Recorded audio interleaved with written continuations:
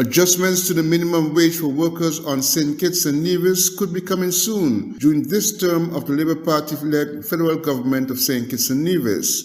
Speaking during the 7th March sitting of the National Assembly on Church Street, Minister of Labour Marshall Henderson said the matter is being reviewed by the Policy and Labour Relations Unit.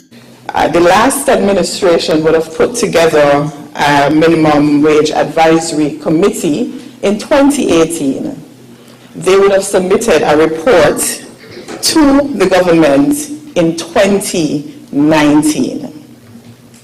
Now, what is interesting is, just to put things in context, the last time the minimum wage was increased was in 2000, when was it? 2014, I think, thereabouts, under a Labour-led administration. And I can report, Madam Speaker, that the next time, notwithstanding a report being made available in 2019, the next time that the minimum wage would be increased would be under this Labour-led administration. We have the report. The report did make some recommendations as to what needed to be done, some suggestions. We met as a cabinet and we have put together the committee that is going to embark on the work that is coming out of that same report that was made available since 2019. We've had 2 elections since then, 2020 and 2022. But I am happy to report that we are serious about labour and labour relations as a government, and you would be hearing, well, the country would have more on that in a short time. Also being looked into is a possible introduction of what is termed the 4-day work week, indicating that a pilot project involving the public and private sectors would be done first. Glenn Bart reporting for SKN Newsline. The world needs more women and girls in tech. This was the rallying cry during the opening segment of the Commission on the Status of Women on Tuesday at the United Nations and ends on March 17th. UN Secretary General Antonio Guterres addressed this during the Commission under the theme Innovation and Technological Change and Education in the Digital Age for Achieving Gender Equality and the Empowerment of All Women and Girls. This is the priority theme guiding the next 2 weeks of ministerial roundtables, interactive dialogues, and general discussions as thousands of delegates from all across the world, NGOs, UN entities, and youth representatives take the stage to advance the cause of women's empowerment and women's rights in the digital age. Your focus this year on closing gender gaps in technology and innovation could not be more timely. Because as technology races ahead, women and girls are being left behind. The math is simple. Without the insights and creativity of half the world, science and technology will fulfill just half their potential. 3 billion people are still unconnected to the internet, but the majority of them, women and girls, in developing countries. And in least developed countries, just 19% of women are online. Globally, girls and women make up just 1/3 of students in science, technology, engineering, and mathematics. In the tech industry, men outnumber women 2 to 1. But in artificial intelligence, only about 1 out of 5 workers is a woman. And artificial intelligence is shaping our future world. Her Excellency Nerisse Dockery headed the all-female delegation representing St. Kitts and Nevis, which also includes Ms. Asha de Souza, First Secretary in the Permanent Mission of St. Kitts and Nevis to the United Nations, and were also joined by Dr. Christine Walwyn and Ms. Dawn Williams, International Federation of Business and Professional Women, who are attending as civil society observers.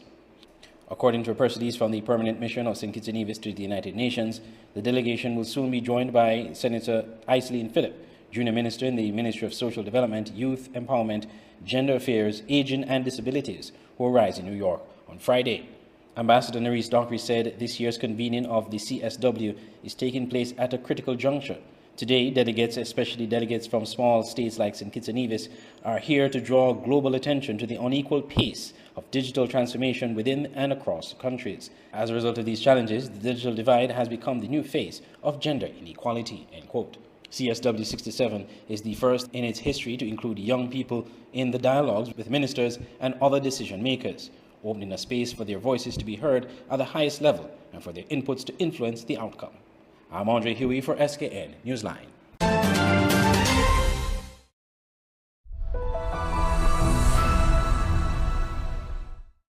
Hi, Tashawn Wilkin, the first assistant director here at MSR Media and a proud native of St. Kitts and Nevis.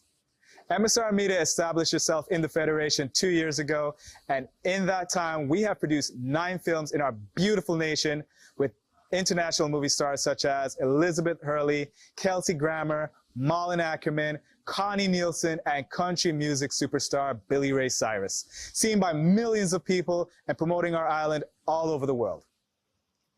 MSR has recently purchased the OTI Hotel, now called the MSR Hotel, which will be our new headquarters and creative hub in the Federation. We are now expanding, and there's a job for you. So, if you want to work behind the scenes on a film set, send an email to jobs@msrmediaskn.com. We have 200 jobs for the 6 movies we are producing this year. Now, if you're interested in the world of visual effects, we are creating a VFX company. Because in the world of making movies, computer-generated images are crucial. So if you have computer skills and if you want a job in the high-tech business, please contact us as we are looking to hire 50 people with the computer skills for our new VFX division. There are lots of opportunities at MSR Media with 200 jobs to fill. So email your resume to jobs@msrmediaskn.com and join the MSR family today.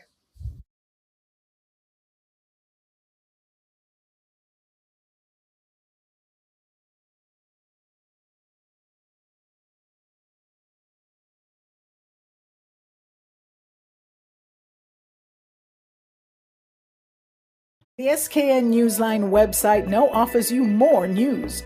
Log on to www.sknnewsline.com for local, regional, and international news. You can also watch the latest newscast and keep abreast with news in sports, all from sknnewsline.com.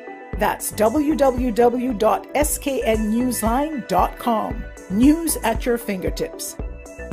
Nestled between evergreen mountains and the Caribbean Sea on the island of St. Kitts is the Millhouse Guest House and Convention Center.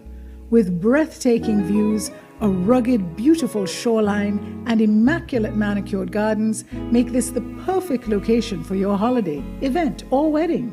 With a large convention center, apartments with balconies providing stunning views, and a secluded cottage for larger family groups or honeymooning couples looking for some privacy.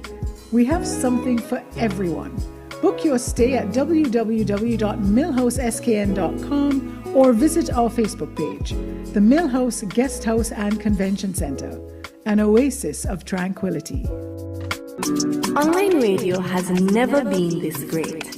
It's Voice of the Caribbean Radio at voiceofthecaribbean.net. Tune into Voice of the Caribbean Radio for great Caribbean programs, news, entertainment, sports, and current affairs. Wake up each morning and be inspired with One Day at a Time with Kim Huey.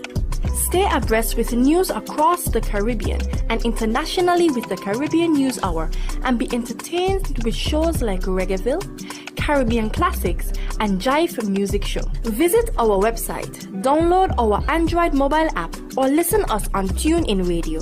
There is so much more on Voice of the Caribbean Radio, reaching the Caribbean and beyond. Check website or app for program schedule. Representative of the Nurses Association, the Nursing Council, the Ministry of Health, as well as community and hospital nurses turned out to Parliament to witness the debate of a bill about an issue they have fought for years to have changed. Minister of Health, Prime Minister Dr. Terence Drew, introduced the Nurses and Midwives Registration Amendment Bill 2023, stating that the bill was not controversial and should have the support of the National Assembly. According to Dr. Drew, the current practice of nurses and midwives having to register every year is not the norm regionally or internationally. And so a number of critical things, Madam Speaker, I think needs to be done to enhance the nursing profession here in St. Kitts and Nevis, which I'm 100% committed to. This being one of them. As you know, nursing organizations would have brought this issue forward over and over again. The Nurses Association would have also brought it forward. And we can remember when it was a matter that, especially when registered nurse, then the president of the association, Nurse Francis, would have made it a highlight of her manifesto during her run to become the president of the Nurses Association. And even subsequently to that, and before that, that it had been a particular matter for the nurses. And so I think that is only right that we look at the legislation.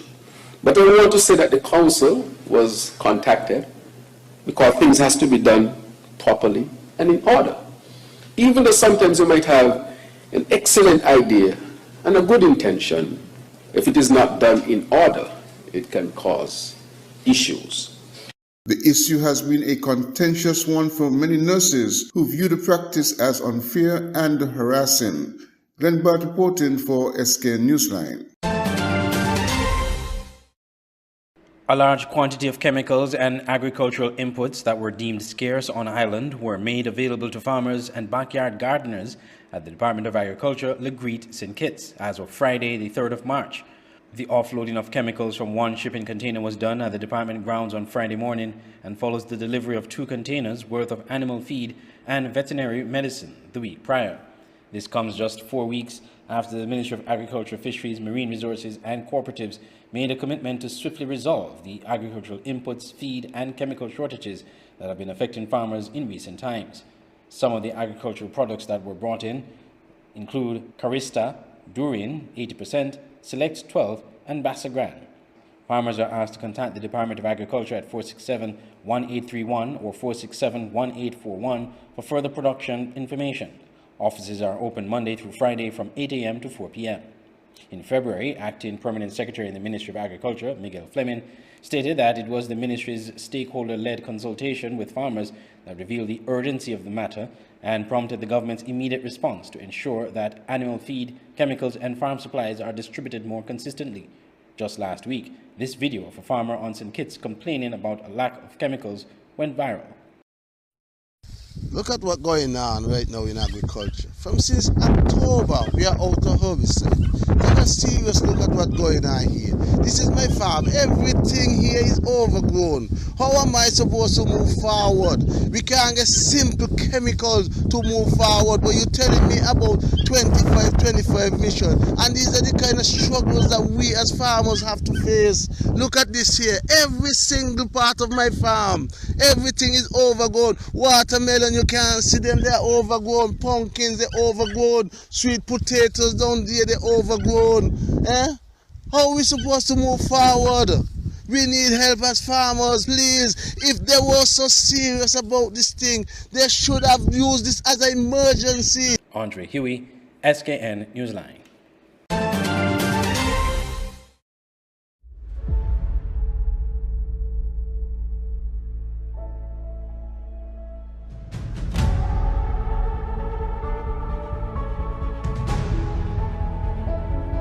It's beautiful.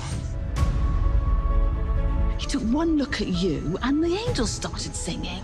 Another wonderful day. Ah! What would you say about staying here for a few months or like a year, just so that we can be together again and just live and love and laugh and have fun and breathe?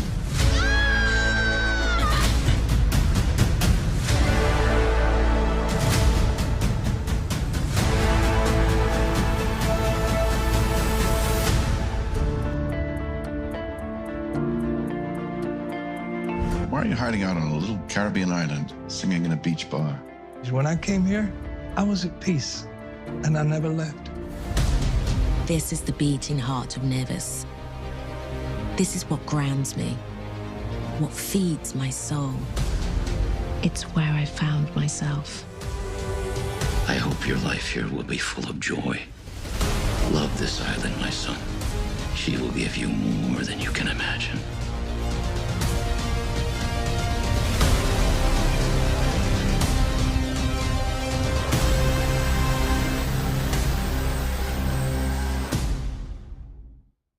The SKN Newsline website now offers you more news.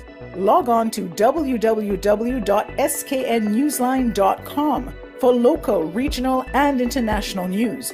You can also watch the latest newscast and keep abreast with news in sports, all from sknnewsline.com.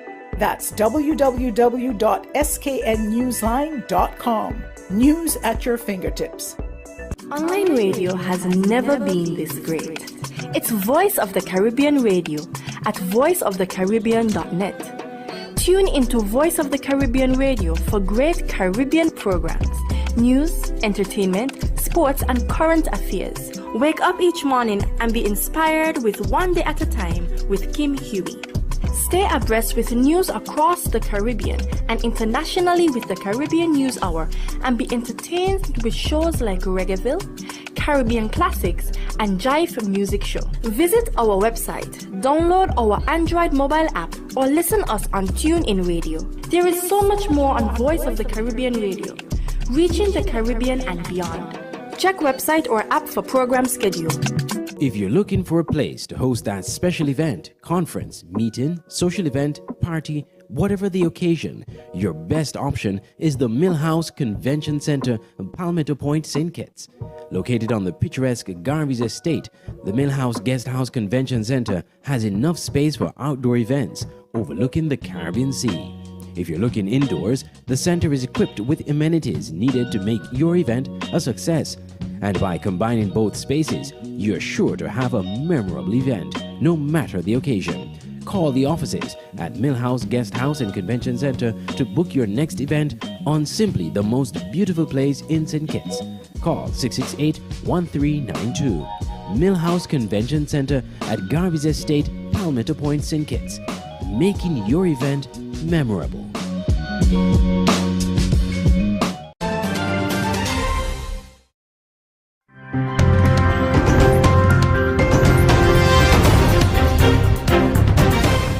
The issue of regional air transportation has been a thorny one for years. What had been chronic before is now acute.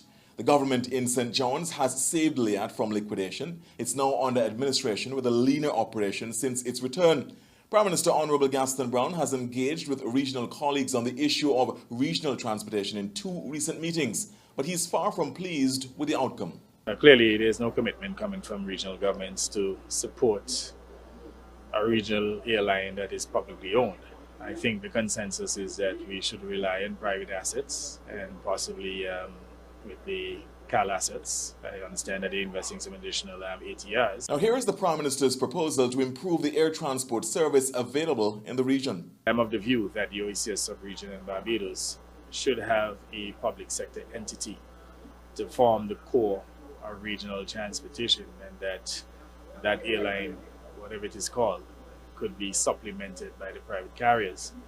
But I suspect that many of the leaders within the region do not wish to engage in the ownership of an airline because it is capital intensive, requires a significant amount of resources. He fears the regional integration project could be seriously undermined if this issue is not addressed. If we're really truly interested in preserving our integration movement to ensure effective connectivity for our people, we have to understand that integration comes with some costs, including the cost to connect our people, to ensure the movement of people, movement of goods. And that in itself requires reliable transportation. There have been several studies, rhetoric and analysis, but this has not led to the results the region requires. In recent months, for example, the Caribbean Development Bank, the CDB, approved a technical assistance grant to go towards developing interim arrangements to address the air transportation crisis. In the meantime, Prime Minister Brown says his administration remains committed to keeping LIAT in the skies. Intensive, requires a significant amount of resources. But Antigua and Barbuda will continue to persist with LIAT and to include the restructuring of LIAT, And at the same time, I'm hoping that sentiments about a publicly owned airline will change, and that the future of the students are in the hands of the CPO, really. While they spend hours educating students to make something great of themselves, WIGAT President Dr. Indira Rampersad says they're barely covering their own bills. You are sacrificing financially. Could have been doing other things to make a lot of money. We're amongst the most highly qualified people in the country.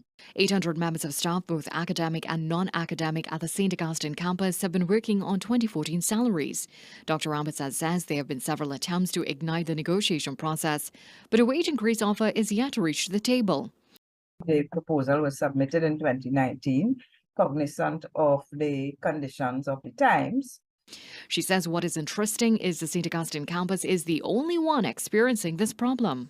Both Jamaica and Barbados, Cave Hill and Mona campuses, they actually enjoy higher salaries than St. Augustine, and Jamaica has settled up to 2021. Following WIGAT's protest 2 weeks ago, campus principal Professor Rosemary Bell Antwine informed the union that the CPO has assured the matter is being looked into. But Dr. Rampersad says nothing has changed. Armed with their placards on Thursday, staff protested. And this month, they're promising to do a lot more outside of the classroom. They would go and teach their classes, but that is it. They're not doing office hours, they're not meeting with students.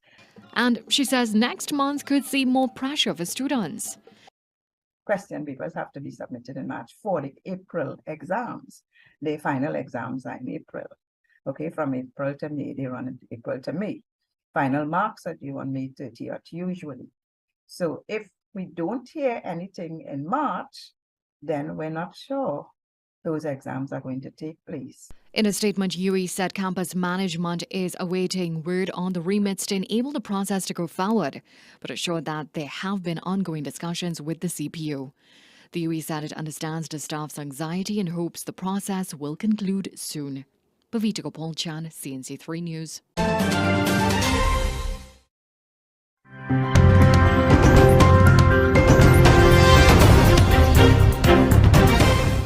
It's bitterly cold and damp, and these flimsy tents offer very little protection. This camp on the edge of Calais is mainly refugees from Sudan, just 100 or so of the estimated 4 million people who fled the horrors of civil war in that country. Is it that desperate that you would put your life on the line, that you would risk your life? But I don't have a life, you know? I don't have a life. I don't have a life in my country. Mohammed arrived here just a few days earlier. It's very risky. Would you take a boat if you had the opportunity? Yes, of course, I would. The numbers using small boats to cross the narrow but deadly stretch of water between France and England have grown exponentially, from just a few hundred in 2018 to nearly 46,000 in 2022. In global terms, those numbers are small, but to the UK's right-wing government, the boats have become a totemic issue. We will pass new laws to stop small boats, making sure that if you come to this country illegally, you are detained and swiftly removed. Since 2021, Sunak's government has promised $140 million to the French for extra police patrols and improved security. The UK also plans to deport migrants to Rwanda, although none have actually gone yet. And yet, the crossings continue. And so do the efforts of the charities trying to offer support. They are being treated like criminals when actually they are people fleeing conflict and persecution. They are people who are looking for safety, who are looking for friendship and a safe passage, a safe and legal route, a humanitarian visa, similar to the Ukrainian scheme, would be a perfect solution to end a lot of policy issues. The French police go through the motions. Every 2 days they break up the camps. But with nowhere else to go, the refugees simply return immediately afterwards. Louis Witter has spent the last 6 years photographing the situation in Calais. The strategy is absurd. It's Kafkaesque, because every 48 hours people are expelled from their camps. But there are no solutions offered to them. There are no centres open to welcome them, for example. They're just told, you have to leave these places. The British Prime Minister has pledged to stop the boats. The question is how, and the related question is why. Do you treat it as a criminal problem to be tackled or as a humanitarian crisis to be solved? Either way, tens of millions of dollars have been spent and still the tide has not been turned. Paul Brennan, Al Jazeera, Calais. A parent's worst nightmare. The suspected gas poisoning of schoolgirls has been going on for months and across various parts of Iran. I felt like I smelled paint. I have very severe numbness in my body. I can't walk at all. Many described similar symptoms: a strange smell, numbness, their teacher backing them up. The students all felt the same symptoms as me. They had coughs, some of them said their eyes burned, and most of them were scared. There have been protests calling for an investigation. It's rare that this kind of footage makes it out of Iran. And it has reached the highest levels. Iran's supreme leader has called for those responsible to be held to account. This is an important issue. If there are really hands involved and people, groups are involved in this matter, this is a big and unforgivable crime. Responsible agencies, intelligence services and law enforcement agencies must pursue them. And the perpetrators must be condemned to severe punishments. It is a serious and unforgivable crime. There will be no amnesty for them. The United Nations has weighed in, calling for a transparent investigation. Iran has rejected what it calls foreign meddling. However, President Ibrahim Raisi has now assigned a working group to investigate. Stephanie Decker, Al Jazeera.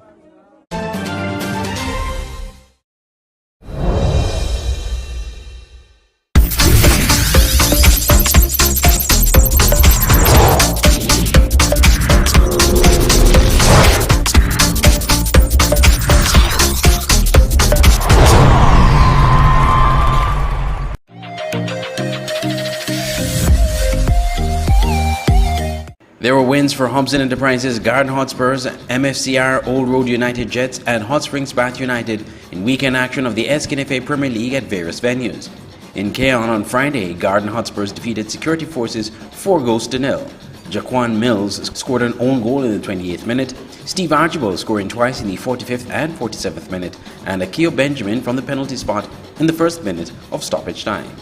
The second match between Flow 4G Keon Rockets and Fast Gas Sandlers United in Keon was abandoned in the 81st minute, with the score at 3-2 in favour of Keon. A statement from the St. Kitts Nevis Football Association said the match ended prematurely due to an incident which affected the continuance of the match. The SKNFA will review the report from the referees before announcing the next step in relation to this match. In the meantime, the association appealed to fans of all teams to respect all match officials and refrain from engaging in any activity that can affect the integrity of the game. On Saturday, Bath United defeated Saul Island Auto Supply's Connery FC 2-1 at the Newtown playing field. Philron Lavier scored both goals for Bath, the first a penalty in the 77th minute and the second a stunning strike in the second minute of stoppage time. The lone goal from Connery came in the 82nd minute from Kuniki Clark. Myron Phillip of Connery was sent off with a red card after picking up a second yellow card in the second minute of first half stoppage time. Coach Alex Claxton of Bath said the win was a result of proper preparation and they will take it one game at a time. It's important that we prepare for game, game by game. We're not really looking ahead and saying that, okay, this game, that game, but the game that we're supposed to play, we make sure we prepare. In terms of dealing with different scenarios, we try to make sure that, we do not concede goals and also we to score goals. Right? What was important is that in the first half, we make sure that, we kept them out. Even though they had some good moments when, they could have taken the lead. But we knew that when we come back out in the second half, we would have been able to, apply some pressure and make sure we pressure them in their own half. And, out of that, the goals came. Coach Al Richards of Connery said that it's back to the drawing board to work out the kinks, having lost 2 consecutive matches for the season. We got some work to do. We really got some work to do. Our next game is Keon. Keon is in good form, so we got back to the drawing board this week for sure. That's going to be good Saturday. Now, you don't want to obviously have a snowball effect. I mean, have 2 losses, and as you said, you're coming up against Keon, so obviously that's going to be a big one. So how do you avoid another loss, or at least try to get a draw? Well, we got to do the right things. First, we got to finish the goals. We created a lot of opportunity. We finishing is poor, and defensively we got to tighten up. Too many easy goals going on us defensively. In the night of the match, Old Road continued their fine form to start the season with a convincing 3-1 victory over Ransville Superstars. Kendale Library scored the first goal for Old Road in the 8th minute, John Dale Isaac in the 45th minute, and Kalon Library in the 54th minute. The consolation goal for Village came in the 2nd minute of stoppage time from Samani Williams.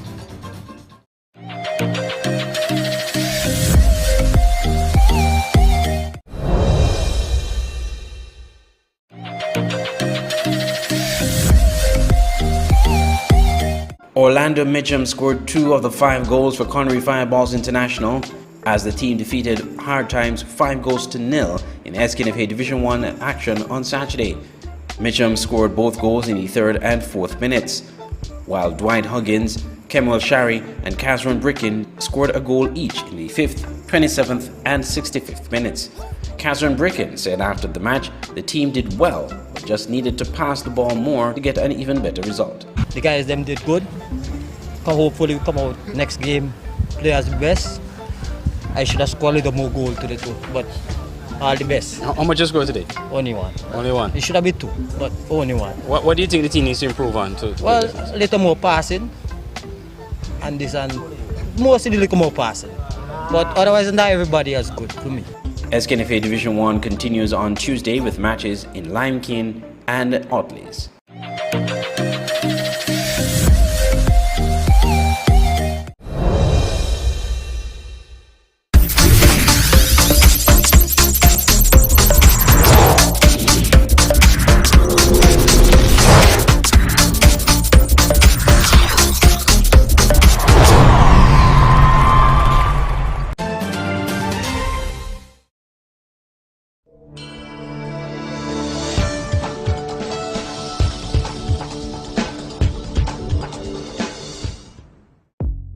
Welcome to the SKN Newsline Weather Report. I am Janil Boole. Here is a look at the forecast for St. Kitts and Nevis.